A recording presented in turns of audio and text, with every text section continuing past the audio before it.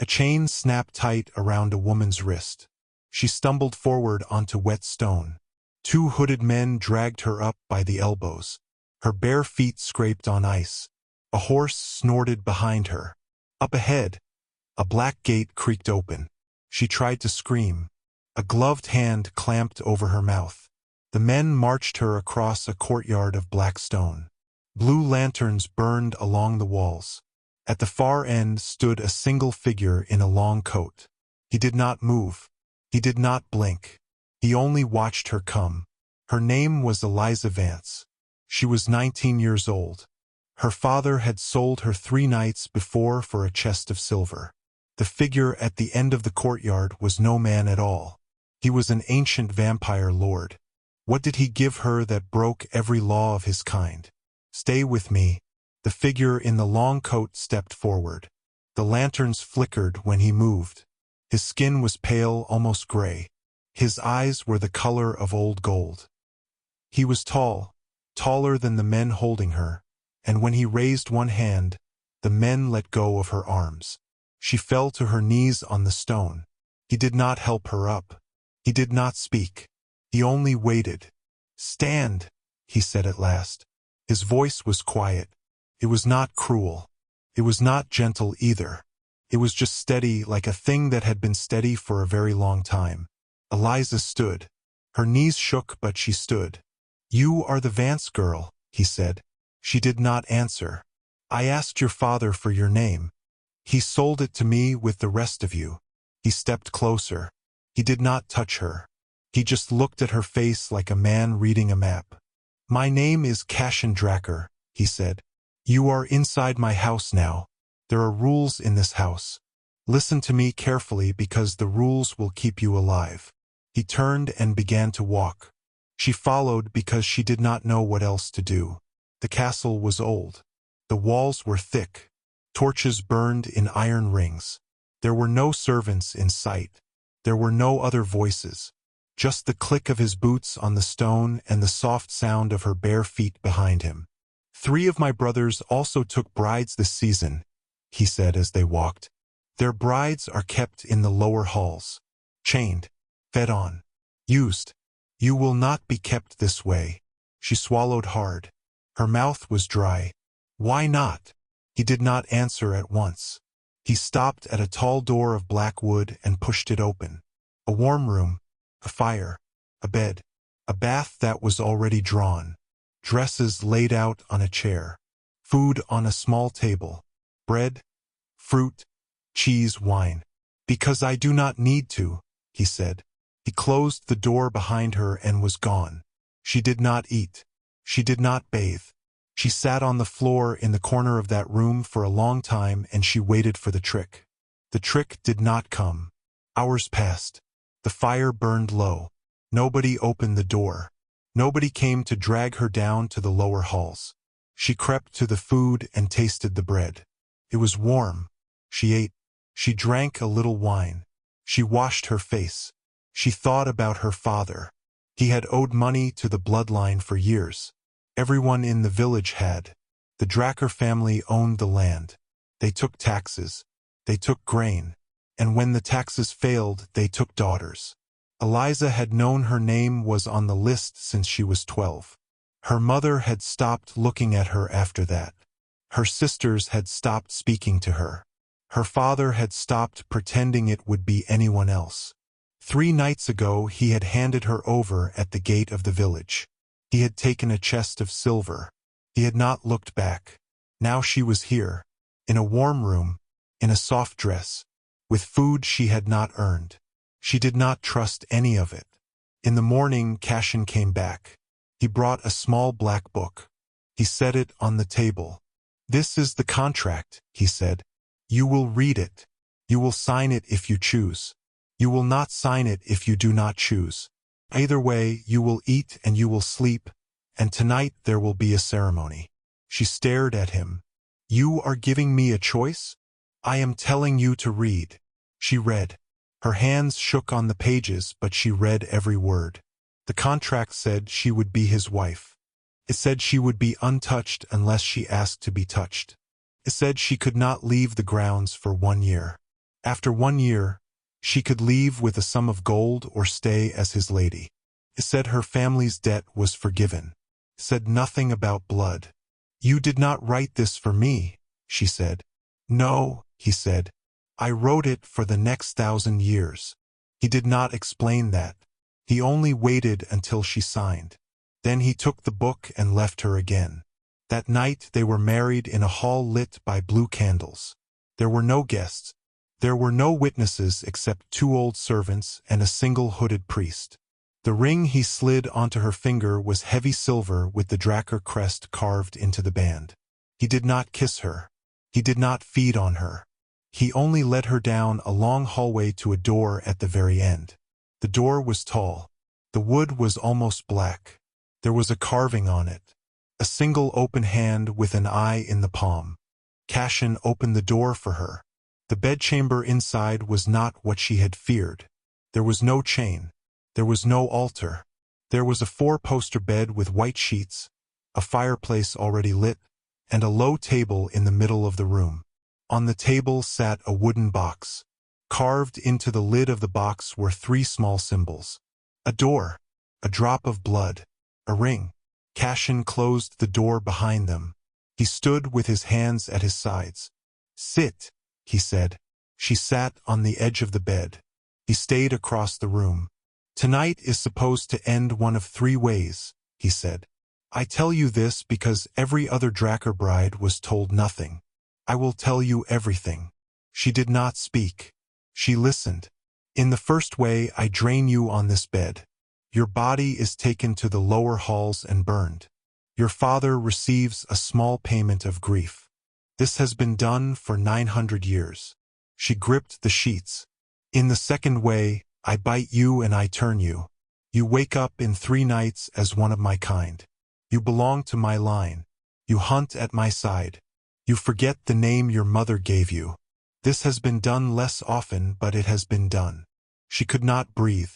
In the third way, I take you to my bed as a husband takes a wife, and I keep you as a thing of beauty in this house until you grow old and die. This has also been done. He stepped to the table. He put 1 finger on the lid of the box. I will not do any of these things. She stared at him. I will not touch you, he said. I will not feed on you.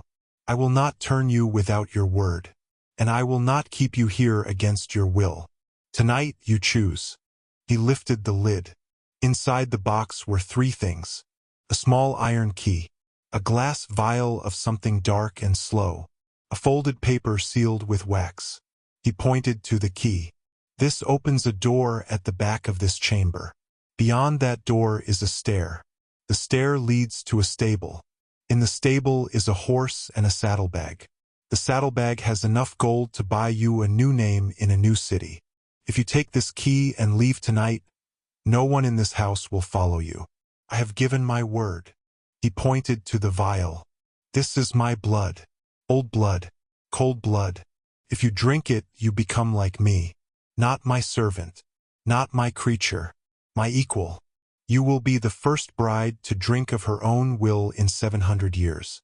The bloodline has never allowed this. They never will. He pointed to the paper. This is the contract you signed this evening. If you tear the seal, you remain my wife in name and you live in this house as my lady. I will protect you. I will not touch you.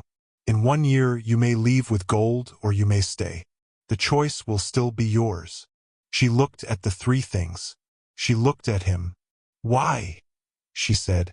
He was quiet for a long time. Because I have lived for 700 years, he finally said. And in 700 years I have only ever taken. Tonight I will give. He stepped away from the table. I will leave the room. I will not come back unless you call. Whatever you choose, I will honor. He walked to the door. He stopped with his hand on the latch. Eliza. It was the first time he had said her name without her family name attached. You do not have to choose tonight. You can sit with it for as long as you like. The morning will wait. Then he was gone. The door closed. She sat alone in the warm room with the box in front of her and the 3 things inside it. For a long time she did not move. She thought about her village. She thought about her father's face when he took the silver. She thought about her sisters who had stopped speaking to her. She thought about the chains on the brides in the lower halls. She thought about the way Cashin had not lied to her. Not once. She picked up the key. It was small and cold in her hand. She could leave.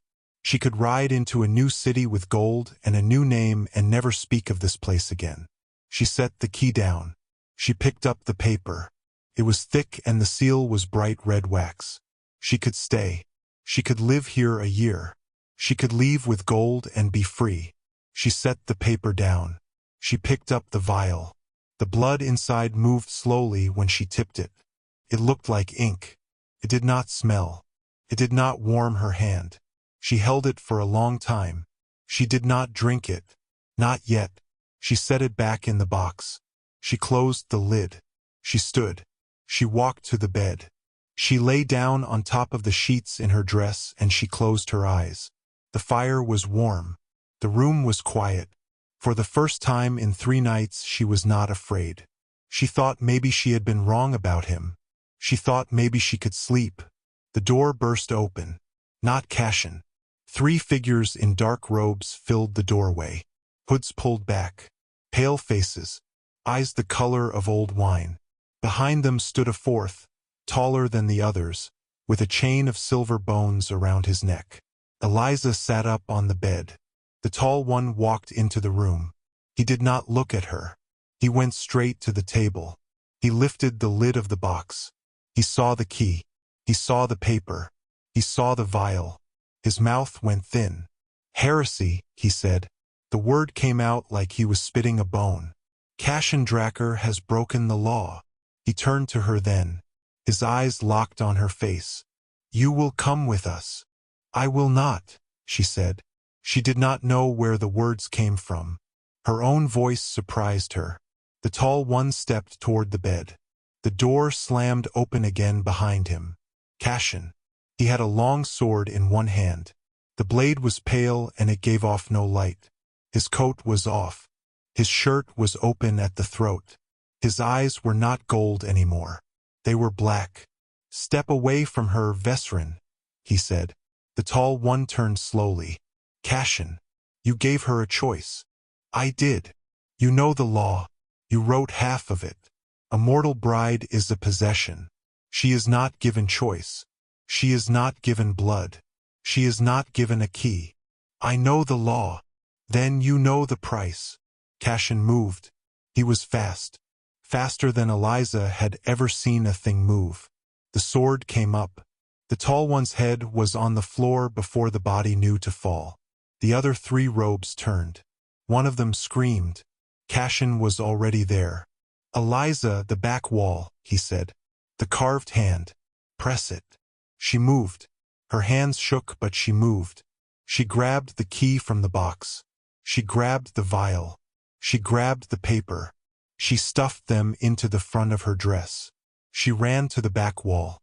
There was no door visible, just stone. She found the small carved hand. She pressed it. Panel slid open. Stairs went down into darkness. Cashin was fighting 2 of the robes now. The 3rd was on the ground. "Go!" he shouted. She did not go. She picked up an iron candlestick from the table. She swung it at the back of the closest robe. Cracked into bone. The robe staggered. Cashin's blade came across and finished him. The last robe fled into the hallway. Cashin grabbed her hand. "Now we run." They went down the stairs. The dark closed over them. He held a small torch that he had pulled from the wall. The stair went down for a long time. It opened into a tunnel. The tunnel smelled like cold earth and old water. "What did I do?" she said. "What did you do?" "I broke the oldest law of my kind," he said. "Brides are property. I treated you as a person. The tribunal felt it the moment I opened that box. They have been waiting in the walls all night." "The tribunal?" "The council of elders. Older than me. Older than this castle. The first vampires. They keep the law. They will not let what I did stand." He stopped in the tunnel and pressed something into her hand. It was a second sword. Shorter. The blade was the same pale color as his. Moon steel, he said. It kills my kind. Hold it tight. Do not drop it. I do not have time to teach you how to use it. Swing it like you mean it, and the rest is luck. I can't fight them, she said.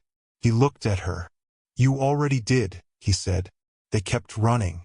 They came to a wide hall under the castle. Stone pillars. A floor of black tile. At the far end, an altar. Above the altar, a single red window in the shape of a circle. They had reached the old chapel. They could go no further. The hall ended at the altar wall. Cashin turned. He raised the sword. From the tunnel behind them, footsteps came. Many footsteps. He looked at her. Whatever happens next, he said. I am sorry I bought you. I should have come for you another way. She tightened her grip on the moonsteel. You came for me now, she said. He gave her the smallest of smiles. The first she had seen on his face. If you are still with me on this story, hit that subscribe button now so you do not miss what happens next. This is where it turns. Then the chapel doors opened. The tribunal came in slowly. 6 robed figures. Then 12. Then more than she could count. They filled the chapel. They lined the walls. They did not speak. A path opened down the middle. A new figure walked through. He was small. Smaller than Cashin. He wore a plain gray robe. His face was thin and very old. His eyes were milk white. He carried no weapon. He did not need one. Lord Mortix, Cashin said. The little man stopped halfway down the aisle. My son, he said. His voice was soft. My oldest son. What have you done? I gave her a choice. You gave a sheep the right to vote on the wolf's appetite. She is not a sheep. She is a girl. She is meat. She is the way our line has fed for 3,000 years. Not anymore. Mortix tilted his head. He looked at Eliza for the first time. She stood very still. Her hand was tight on the sword. Child, Mortix said, do you know what he is asking of you? She did not answer. He is asking you to start a war. He is asking you to be the first crack in a wall we have built for 30 centuries. If you take what is in that vial, every elder in this room will spend the next 100 years hunting you. Your name will not be Eliza Vance. It will be heretic. It will be witch. It will be food. He stepped closer. Give me the vial. Give me the key. Walk out the door behind me. You will go home to your father's house. Tonight will be a dream. We will say my son went mad, and we will bury him quietly, and you will live. She looked at Cashin. Cashin did not look at her. He was watching Mortix. I have lived for 700 years, Cashin said. I have killed 2,000 mortals. I have drained children. I have drained mothers. I have drained farmers in their fields and beggars in the snow. The tribunal was silent. 3 years ago, he said, I walked into a village dressed as a beggar. I did this because I had grown tired of taking. I wanted to see what mortals looked like when they did not know I was there. Every door I knocked on was shut. Every face turned away. I had not been refused so politely in my whole life. And then one girl came out of a small house with a piece of bread in her hand. She did not know me. She gave me half. She told me to come back tomorrow if I was still hungry. He turned and looked at Eliza. That girl was you. She had no memory of him. She had given bread to many beggars. She did not remember a single face. I bought you, he said, because I could not bear to think of any other man of my kind coming for you. I bought you to keep you safe. I should have asked. I am asking now. He looked at Mortix. I am not handing her over. Not to you. Not to anyone. Mortix sighed. Then we end this. He raised one hand. The whole tribunal moved at once. Cashin moved faster. He went for Mortix first. The pale sword swung. Mortix caught the blade in his bare hand. Blood ran down his wrist. Black, slow, thick. The other elders closed on Eliza. She swung the moonsteel, cut through a robe. The figure inside it folded like paper. She swung again. She did not know how to fight. She only knew how to keep swinging. A claw raked her arm. She felt the skin tear. She did not stop. Cassian and Mordix were locked. Mordix was older. Mordix was stronger. He drove Cassian back against the altar. Eliza was bleeding from the arm now. Two elders had her cornered against the wall. She could not swing fast enough. She reached into the front of her dress with her free hand. She pulled out the vial.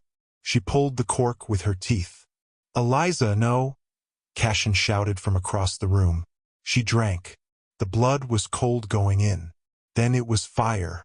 It hit her stomach and the fire spread up her chest and into her throat and behind her eyes.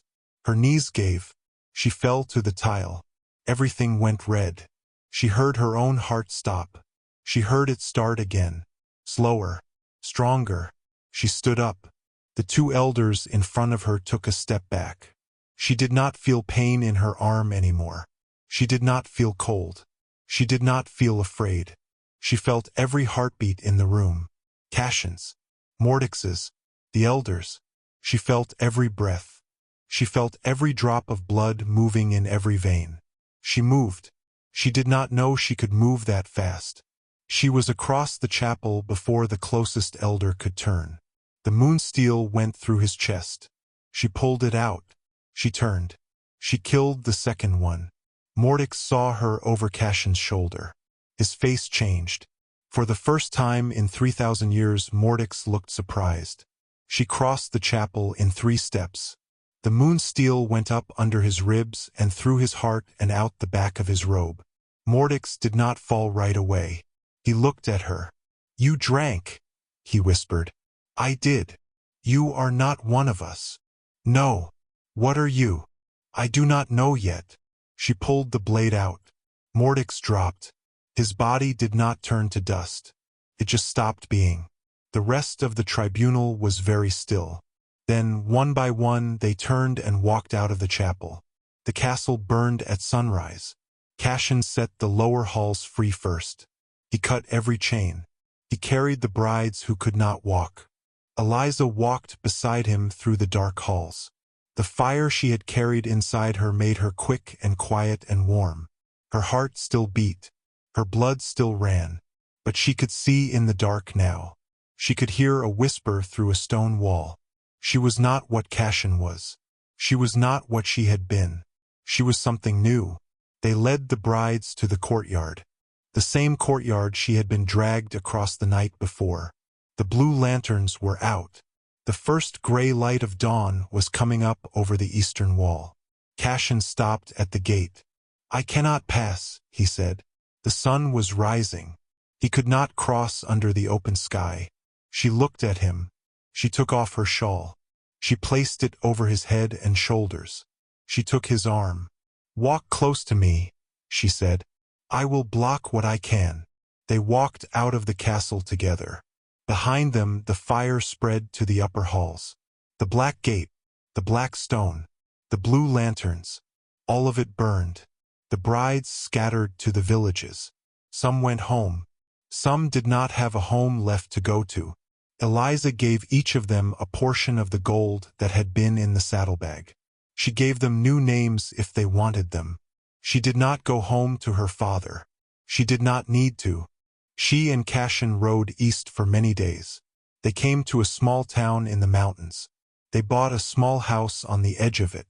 Cassian slept in the cellar during the day. She walked in the sun. She drank water and ate bread and felt her heart beat.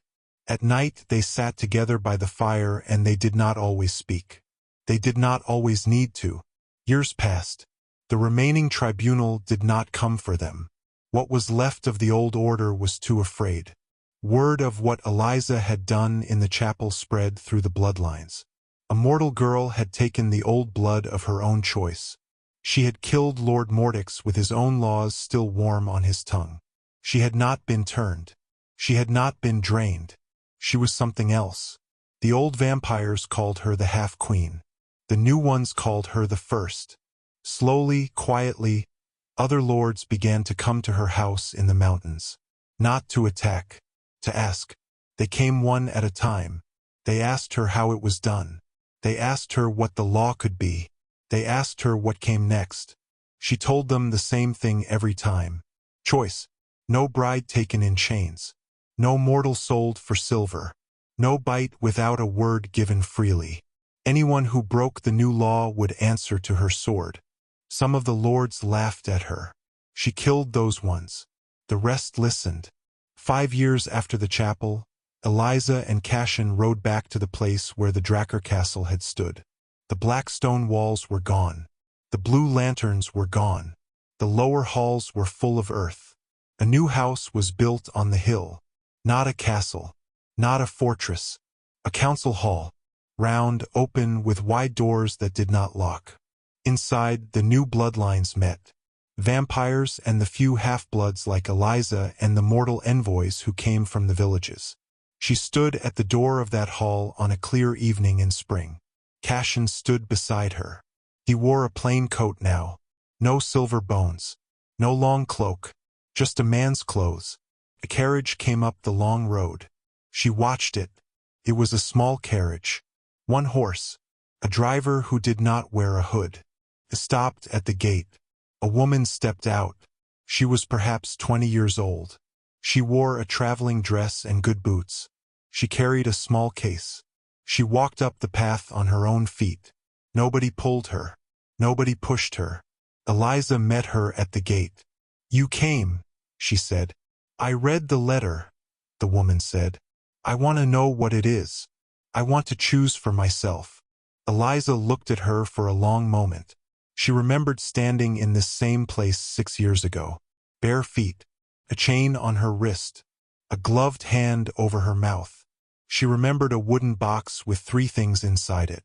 She remembered the man across the room who had said, "I will give." She put her hand on the young woman's shoulder. "Come in," she said. "Sit by the fire. We will talk. Whatever you choose tonight, you choose freely. And you may leave whenever you wish." The young woman stepped through the gate. Cashin closed it gently behind her. Eliza took one last look at the road that ran down the hill to the village and beyond. Somewhere out there, a father had once handed a daughter over for a chest of silver. That world was ending. This one was just beginning. She turned and walked back into the council hall, and the door closed behind her with a quiet sound that was not a slam, and not a chain, and not a scream. It was just a door, closing, on a night when no one had been sold.